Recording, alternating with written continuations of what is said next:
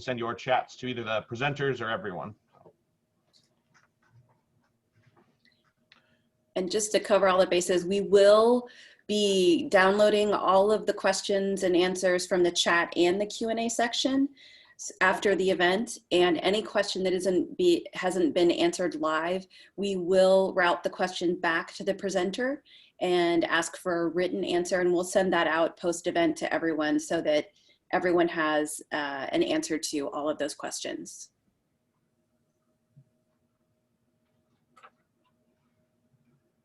All right, with that, Giorgio, do you want to go ahead and get us started? Very well. So let's officially begin. First of all, thank you everyone for coming. We appreciate your time and your willingness to share a few hours with us. This is, of course, an unusual way of doing our advisory board meeting, but I think we're all getting used to these virtual events, and we hope that we'll be able to have close to the usual degree of interaction we normally have. So today we're going to have the structure of the meeting will be similar to what we've done in the past. If you go to the next slide, Jen, I will begin by saying a couple of words about, first of all, where we are today.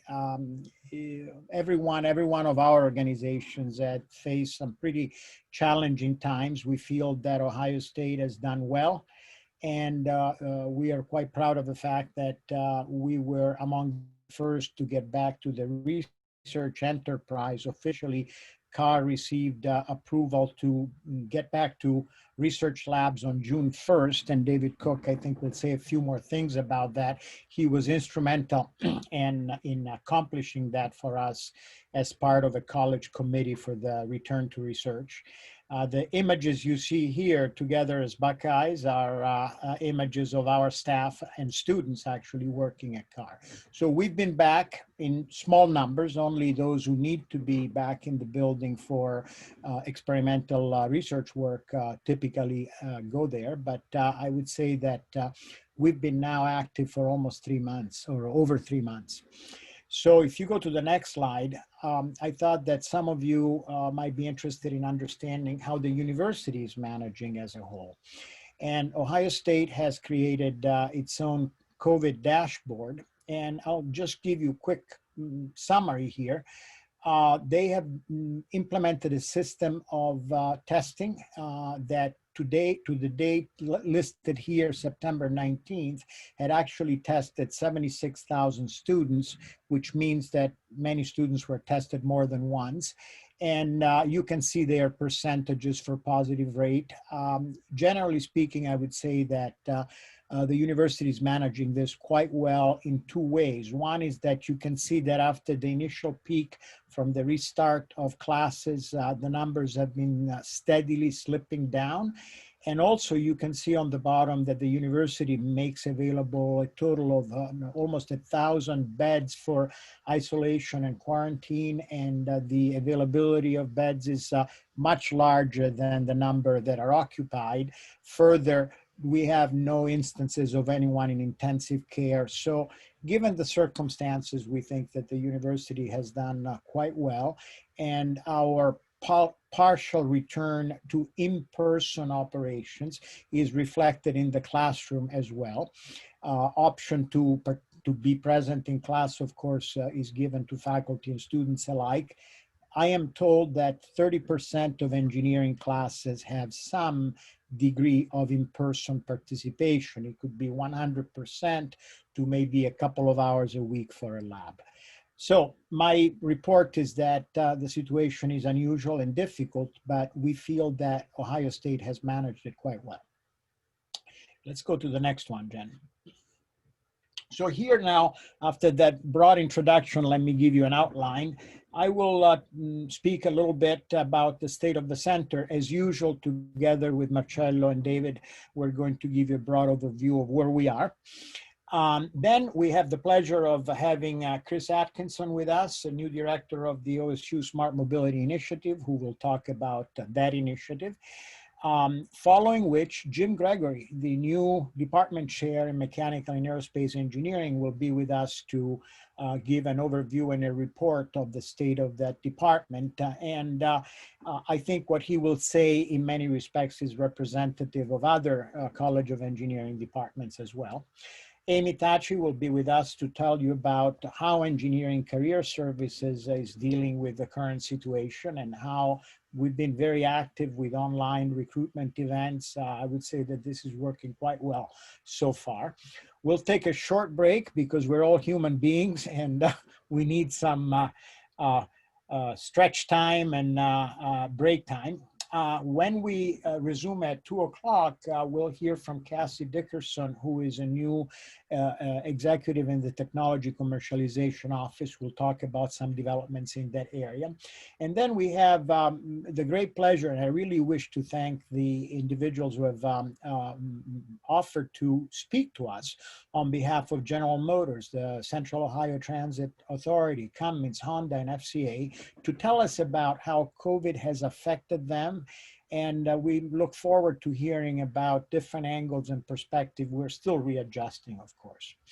The end of the meeting will then consist of a series of brief presentations on some key topics that represent new projects that have been recently funded, new initiatives that we would like to share with you. So that is the agenda. And Jen, if you don't mind advancing, I'll go on to the next step, which is my beginning of reviewing the state of the center. And I'll just give you a series of snapshots. Obviously, we can't tell you everything we have done over the past year because we had to cancel the meeting last April, but some exciting things. We have had a good stretch of work on the ARPA-E NextCar project. We'll tell you, Dennis Kibalama and I will tell you a little bit more in the afternoon, but two of our brilliant graduate students have made great progress. One of them, Shrestha, is approaching graduation. At the same time, I'm happy to report that Stephanie Stalker has come back to Ohio State. She brought some students with her from her previous appointment at Penn State and recruited very effectively. And so we're delighted to have Stephanie back with us. Many of you know that she worked with us for many years and did her PhD here before leaving for a few years for a faculty position at Penn State. Go ahead, Jen. Professor Jung-Hyun Kim, who joined us about 4 years ago as an expert in electrochemistry and material science as it relates to battery technology, has really built up a fantastic activity in collaboration with our facilities at Nanotech West. So there is the Center for Automotive Research, Nanotech Institute for Materials Research, joint venture, so to speak.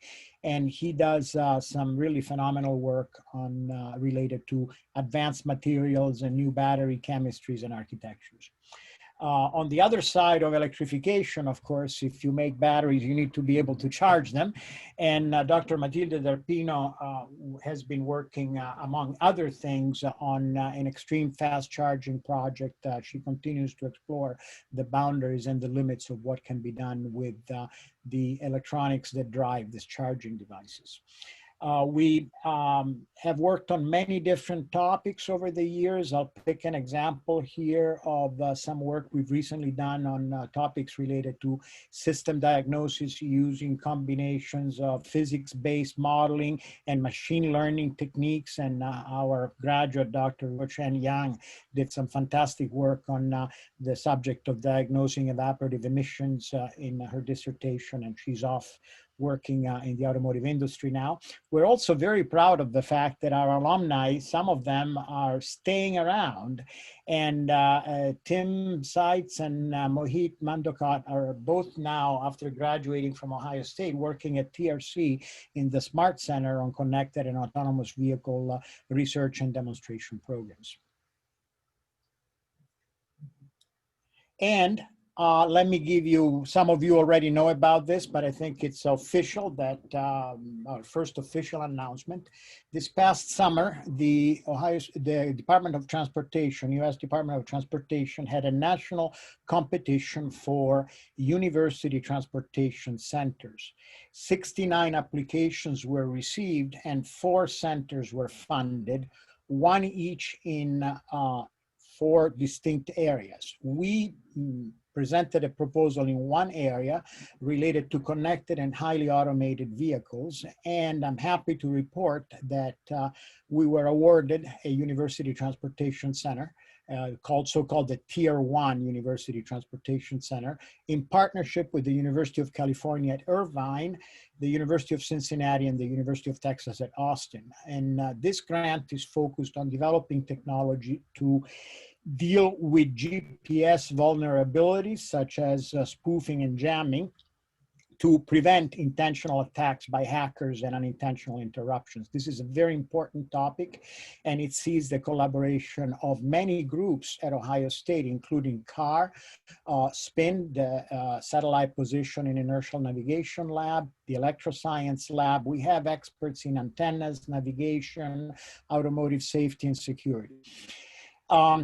The reason I showed this picture here of Zach Casas is because Zach is a very talented researcher at the University of California, Irvine. He also happens to be a graduate of the Ohio State University. And as Ohio State took the lead in this initiative, we chose to select Zach as the principal investigator for this program. He does a lot of work that is related to alternatives to GPS navigation that has been nationally and internationally recognized. And to make this possible, we actually offered Zach a position at Ohio State. It's a temporary position. He's a visiting professor, but he has this dual appointment now and will be leading this program. And the kickoff meeting is coming up in the near future. So we will be sure to keep you updated on this UTC. Similarly, in topics related to safety and security of vehicles, Dr. Kadir Ahmed, Professor Kadir Ahmed, led together with ERC a IDIQ grant, and we were one of the teams that was selected by the Federal Motor Carrier Safety Association or agency. This is the NHTSA equivalent for commercial vehicles. And we are one of 5 teams selected nationwide.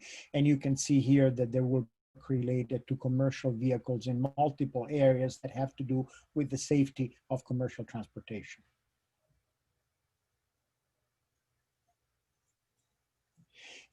Still on the subject of Professor Kadir Ahmed, he has built a very nice collaboration with faculty in electrical and computer engineering, Professor Nesh Shroff, who's a communication networks world-class expert, and Professor Abhishek Gupta, who has been collaborating with CAR since his arrival at Ohio State in topics related to control systems and cybersecurity, and with Professor Ji-Chang Lin in the computer science and engineering. Professor Lin is an expert in software cybersecurity. They basically, with funding from the state of Ohio through the Ohio Third Frontier program, they're creating a platform and a collaborative laboratory to work on cybersecurity that is also going to be used to develop a physical infrastructure to do experimentation in this subject area. This is maybe an unusual subject area, but Professor Midlam Moeller, who most of you I think know well, has received a large grant from the U.S. Department of Energy. And this is an unusual topic, but I thought I would mention it. He will be researching how to develop clean wood stoves, and of course, experience related to modeling and simulation, but also to understanding and measuring exhaust emissions that Sean has developed over the years is very important. I mention it because this big program will be actually experimentally housed at CAR. We hope to be able to use those wood stoves for some nice grilling and barbecue outings when we can get back to the building. Again, collaboration that was just recently. This is hot off the press, but it looks like the DOE has approved a program in which we are a subcontractor to Packard, and we'll be looking at jointly optimizing energy efficient powertrains and fleet routing. This is an interesting cooperative activity in which we have a really diverse group of partners, and we were recognized as a valuable partner in this because of our experience in commercial vehicle powertrain optimization and some work we've done on optimizing fleet routing.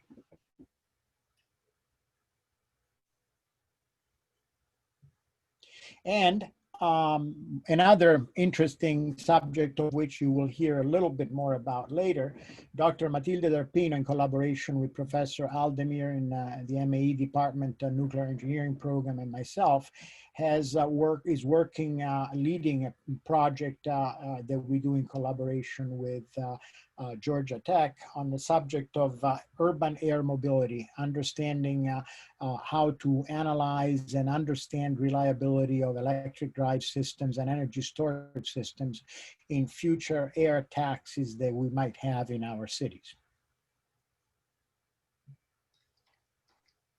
Another topic that has to do with high power electric drives. It turns out that Dr. Kantemir is recently been awarded a program on cryothermal management of high power density motors and drives. And these are electric motors and drives that are intended again for air travel applications and single aisle type passenger aircrafts. And this work is focused on developing some extremely high efficiency electric machines that do not use superconducting materials, permanent magnets, cobalt alloys, or copper. So the idea is, how can we achieve extraordinary performance from electric drives without any expensive or rare earth metals?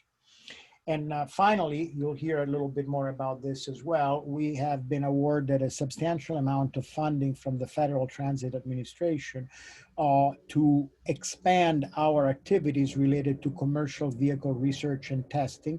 This is a program that we're doing in collaboration with the Transportation Research Center. And I think David Walt Dudek later will tell us a little bit more about this program. But we have a substantial award from FTA that will lead to the expansion of our current facilities at CAR. And at this point, it's my pleasure to introduce Howard Wood, who is the Executive Director of Drive Ohio.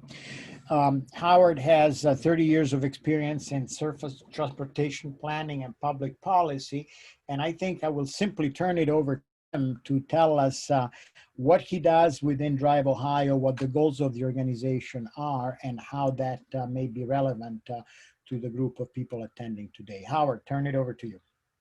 Thanks very much, Giorgio. Very happy to be here today and to be appointed this position by the Director of ODOT, Jack Marchbanks, and Governor DeWine, sort of reaffirming the state's commitment to smart mobility technology and its growth in Ohio.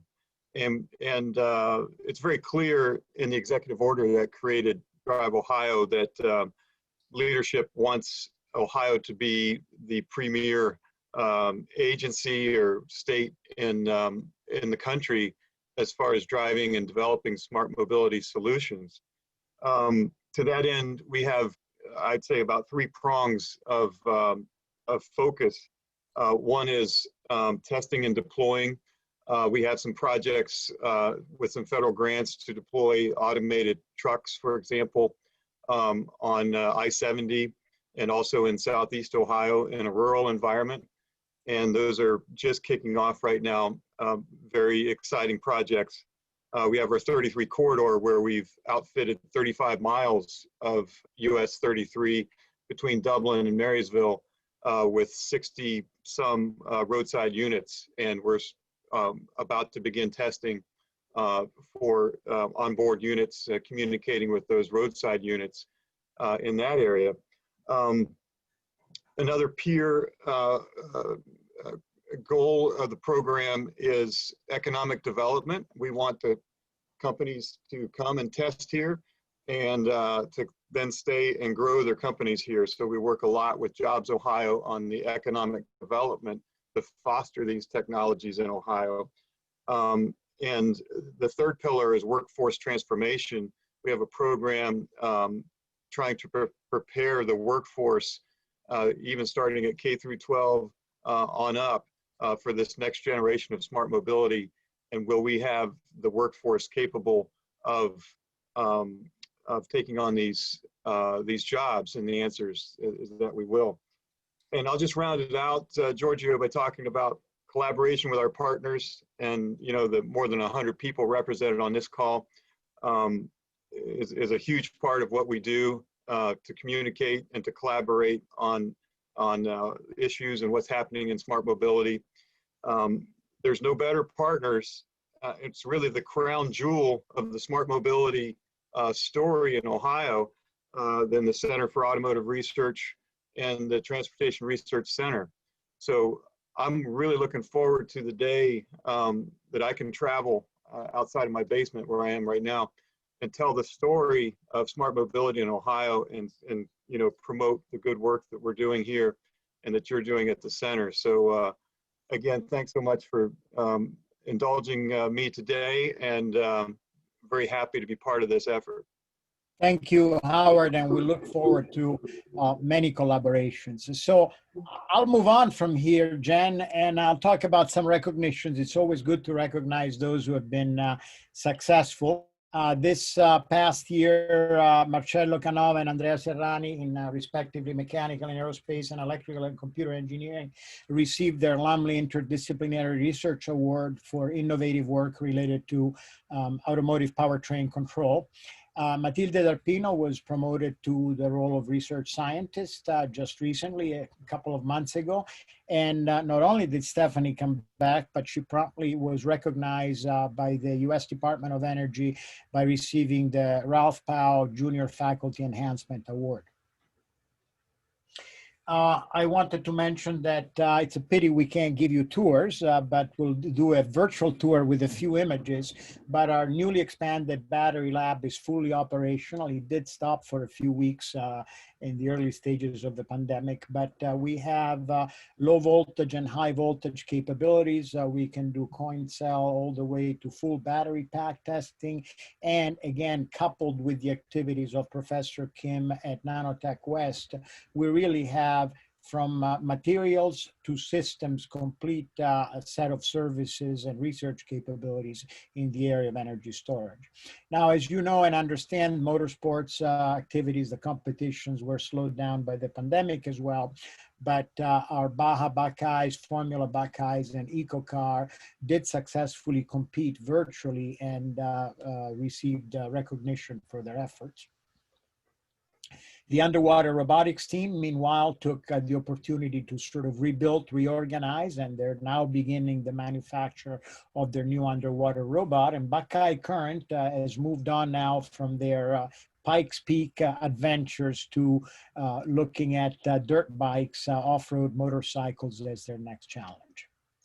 Another interesting, this is not a motorsports project, but it is a record. Dr. C.G. Kantemir, as part of work that he has done with NASA, actually measured and demonstrated some incredible accomplishments with the ring motor that is 1 megawatt in its current configuration. It's a demonstrator for a 10 megawatt intended aero propulsion motor. And what I wanted to say is that this is a motor that has achieved a power density of 4.7 kilowatts per kilogram. The electric machine experts in the audience, I know there are many, I think will appreciate that. And by the way, CG calls that an unintentional record. He didn't mean to do that, but it happened. On the other hand, the normalized power density may be a more relevant number, and that one is an absolute record for electric drive systems at 2.6 watts per kilogram RPM. For the experts, I hope these numbers mean something. We graduated a significant number of students this year, and in particular, the summer was very busy with many of our EcoCar students graduating, and we thank all of you who are in the audience. You can recognize your company logos there for offering positions to our graduates. Additional recognitions, our Associate Dean for Research, Dr. Dorota Brzezinska, also was appointed in the Office of the President of Research, and she joined the President's Council of Advisors on Science and Technology. And I am really delighted to have, for the first time in the history of Ohio State, a president who's actually an engineer. Christina Johnson was appointed as the 16th president of the Ohio State University. She has a distinguished past that includes working in academia, but also working in the U.S. Department of Energy. And it's good to know that our leader understands engineering as well. We had to say farewell to a couple of people. Frank Olemacher retired after spending 19 years leading the charge with making CAR a better and better place for in our facilities. And John Cabot, who managed our human resources so effectively for so many years. He hasn't retired, but he was assigned a new role by the university. And so he's still at Ohio State, no longer at CAR. I'm showing a picture of Darren, not because we're saying farewell to him, but we want to say thank you to Darren because Frank's retirement unwittingly coincided with the beginning of the pandemic. And Darren stepped up and basically took over many of Frank's roles with very little warning and an incredible amount of goodwill. So we just really wanted to say thank you formally. We also welcome some new staff. Leila Mohammed Ali is an associate fiscal officer, Stacy Wilson, a fiscal associate. So in the restructuring of CAR, we've had the ability to strengthen our administrative support team. And on the engineering side, we have two really great additions. Dennis Kibalama came back. You will hear from him later. He did his master's degree with us and worked on EcoCar Challenge a number of years ago. He's back as a research associate and will also be pursuing a PhD along the way. And Dr. Manfredi Villani was just days ago appointed research associate engineer. Manfredi hails from Rome and worked with me informally as a visiting scholar for the past couple of years. An opportunity came up to engage him in our activities, and so we're adding some great engineering talent. And at this point, I'll turn it over to Marcello to talk about the continuing education. Thank you, Giorgio. Good morning, everyone. Good afternoon, actually, everybody, or good evening if you are in Europe. In the following slide, this is a very quick update. I just wanted to give you a very brief overview of a program that is continuing to expand and impact the lives of many engineers in the automotive industry. Over the past years, we had the chance to impact almost 250 professionals in the automotive industry, thanks to many different methods of delivery. As you know, one of the points of pride of our program is the high degree of flexibility and customization that we have. So we go from providing single courses or seminars or workshop online or in person, to provide entire certificate programs that contain graduate credits that could be converted into a master degree. We are very lucky that over the years we were able to forge very strong partnerships with the automotive industry, including FCA and CNH Industrial that along with GM are some of the most long-lasting customers that we have. And I'm also proud to announce that the Ohio State University is launching a new program and that CAR will be among the first one in the College of Engineering to be able to use a new learning platform that we call Scarlet Canvas. This is a new way of managing online courses. which is very similar to other interfaces that are used, and they're extremely convenient, extremely flexible, because it's a one-stop platform that allows to manage a course catalog so that users can log in, browse classes, decide to take one. That takes straight to a system where they can register and pay the registration fees, and then the content becomes immediately available. So that simplifies incredibly the process of enrollment. If you've been trying in the past to enroll in some of our courses, you know that the process has been quite difficult. So we've begun already to convert all of our online offering into this new format, which also features much better graphical user interface, better navigation capabilities, and so on. And we continue to work very closely with you, our partners, to develop customized certificate programs, workshops, online courses, and trying to do our best to fit all of your educational needs. I'll give it back to you, Giorgio. I think it's David next. Yes, hello everybody. It's my pleasure today to introduce you to our fiscal year 2020 annual report. I wanted to thank both Colleen Herr and Meg Dick for their assistance in preparing this. I think they've done an amazing job. We are not able to distribute the PDFs or the printed copies to you today. Those are available at CAR when we can see each other again. But for now, you can access the web version, and I've put the link into the chat. There's both a live web version that you can flip through, and on that page, you should also be able to download a PDF right from that same page that you'll see there. So again, thanks to Meg and Colleen for doing a great job. Meg couldn't be with us today, but her work in preparing this is tremendous, and I just wanted to go through highlighting some of the numbers. So first, to talk about our team. We've grown across the board. We've raised from about 50 affiliated faculty up to 64 leading our projects here at the center. We've also grown the research staff to 43 research and administrative staff, and a huge growth in our visiting scholar program, having more than 57 visiting scholars this year. That's up from about 40 in the year before. So huge growth around the board there. On the research side of the house, we're very, very happy to report our biggest year in the history of CAR, $11.9 million on direct research expenditures. And you can see the breakdown there split between the industry and federal government sources pretty evenly.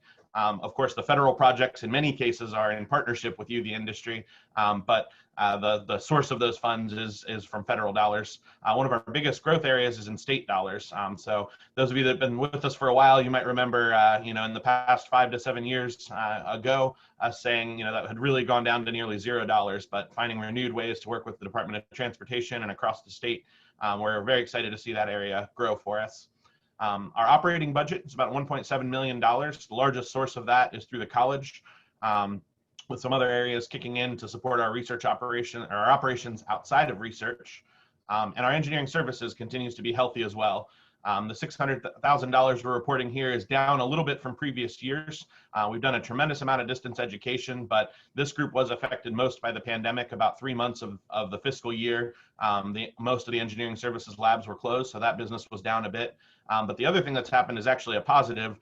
Many of our staff that support engineering services have actually moved over to support some of the research services. And growing this research, we've been very strapped for enough employees, enough support. So some of those same employees have just shifted buckets over to directly supporting research programs. So all in all, tremendous growth across the board.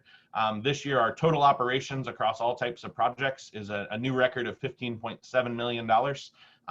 It was just 5 years ago that we cracked $10 million for the first time in our history, and we're near 16. So huge growth continues to happen in this area of automotive and mobility, and we can't thank enough all of the faculty, staff, and students that have made that growth possible, in addition to you for bringing these research opportunities to us and continuing to partner with us. On the membership consortium, what's reported in the annual report, since one is on our fiscal year and one's the calendar year, the data is always out of sync by a few months, but this is our 2019 program, which is now complete, that you'll see in our annual report. Over that year, we had 16 consortium members, so very steady and healthy membership there. We continue to invest 80% of all of those funds directly into the research programs, which is by and large student support. And through the 2019 program, we were able to support 30 funded students actively engaged in these projects. And you've heard it from us before, but this is one of the most critical areas for us to be able to recruit, on board, and bring in students. They typically will work for these programs for 1 year, in some cases 2 years, and then they are really prepared to go on and work on dedicated industry and federal projects. And this continues to be one of our most important recruiting tools, especially through the pandemic. As budgets are slashed across the board, it's harder and harder to commit to new positions and new students. This program has continued to allow us some flexibility when we find talent to make sure we can make them offers on the spot, lock those in, and bring them in to continue to grow the program. So thank you all for your support, and we'll talk a little bit more in a moment about this year's membership. But rounding up those last two areas, our experiential learning continues to be at the center of all the things that we do. We continue to support the 7 project teams in our back building, and we're actually looking for some exciting new ways to grow that and bring in some new programs that you'll hear about in future meetings. We have 10 on-site laboratories supported by our staff, available to all of our student and researchers. And we continue to grow our partnership and our operations with TRC, having a huge number of wins in the recent past on many federal proposals, industry projects. And so we're seeing our friends at TRC, those in the Advanced Mobility Group and at the Smart Center on a daily basis right now on projects, which is just absolutely great for our center, the college, and the partnership with TRC. And the last section, I wanted to talk about our students. So we have also set a new record in students directly supported by CAR. And these are people somehow employed as undergraduate researchers, masters, PhD. This doesn't include all the volunteers that are part of our student projects programs. But we have supported 172 students during the previous fiscal year. And the breakdown there is 51 masters, 69 PhD, and 52 undergrads. So Jan, if you go ahead to the next page, we'll look a little bit more about those students. So within our project teams, they've raised over $500,000 to support their programs over the last year, continuing to grow that program. If we look at a little bit of the breakdown of the students, so amongst those funded students, 120 grads and the 52 undergrads, included in that group are 39 females and 18 different countries represented. The split is about 73 domestic students and 99 from around the world. And then looking back over the past 5 years, we've had 86 students at the master's and PhD level graduate and head out into the workforce to join all of your companies. 12 of our graduate students took time away from CAR and their studies to go to our different partner organizations and to complete internships over the past year. And of course, many, many more in the undergraduate program that do that, most of them during their time at OSU. And then I wanted to take the next focus on our outreach programs. In summer of 2019, which fell under this fiscal year, was our second year of our Camp CAR program. And at that program, we were able to double the size of it, bringing in 20 high school students for in-person week-long activities at OSU, at Honda, and at TRC. And thanks again to those great partners for supporting that. We were very, very excited about the 2020 summer camp, looking for ways to grow that and really build in some even new and better content. Unfortunately, we did have to take that online. We weren't able in the month of July to host the students at CAR. And so we had to make that decision pretty quickly. And what we did was an online experience. We actually had more than 80 students log in from around the country. And we basically did an extended tour of CAR, going into each of the labs, talking to the researchers. We didn't really have time to make an interactive program. And when I realized that we had done a program for high school students where we had sort of 3 hours of online, maybe documentary style content, I was maybe afraid it wouldn't have the impact we thought. But to my shock, out of those 80 students, 78 were still logged in after 3 hours asking questions and engaging with us. So we have a new base of students very excited about CAR coming to OSU, and we've continued dialogue with them. And we intend to make the 2021 camp bigger and better than ever, hopefully in person, but even if we have to take that online, we've already begun to develop a lot of really exciting content. We have some big announcements coming along that road, but I think you're going to see some really cool projects, very relevant to the research happening today, to get started at a younger and younger level. So thank you all that have supported that program, and any that aren't already part of the team, definitely let us know. We're always happy to work in industry content, ideas, and new projects. And finally, we did have our internship program where we were able to bring 13 high school students into our programs and partner them with different research teams and give them anywhere from a 3-month to a year-long experience working on automotive research projects. So go ahead, next slide, please. We also produced our first annual outreach report, and this has been part of Jen Humphrey moving into her new role and working with Colleen as well to do an amazing amount of outreach to people across the country in all different positions. We directly engaged with more than 5,000 individuals for this program. That included bringing 1,800 people through car on tours and conducting over 220 events. So there is basically an event going on every business day of the year, which keeps that entire team busy. And so special thanks to them for all their work. Through that, you can see some of the highlights of the different groups we engage in. And I'll close out today just making a quick mention to our membership program. Again, this is reflective of the 2019 program. 2020, as we all know, has been a very interesting year. And many of the times we lock in your commitments and launch your projects was right at the start of the pandemic. So I'm extremely thankful and grateful to say that almost all of our partners have, some as soon as this week, but have been able to join us again for 2020. We tried to be extremely flexible with working out different options, different schedules, ways to pre and post credit different amounts, but really appreciate you guys coming to the table with us. I didn't quite want to put up the slide with the committed members because we do have a lot that are in contract even still this week. But the great news that I have is we've been able to maintain all the projects. We've been able to maintain funding to continue to recruit students. And we actually, come December, we'll have a lot of exciting news to share with you. Looks like we won't be able to do the in-person year-end meeting in December. So we're going to take advantage of putting this online, which I know we've talked one-on-one with lots of you over the years, those that can't make it to Detroit for the year-end meeting, as well as to dig in more with the projects. And so we're working on a schedule of a sequence of days so you can really distribute this even more without your throughout your company, have the right people in the right project reviews. And so more information will be coming on that coming month.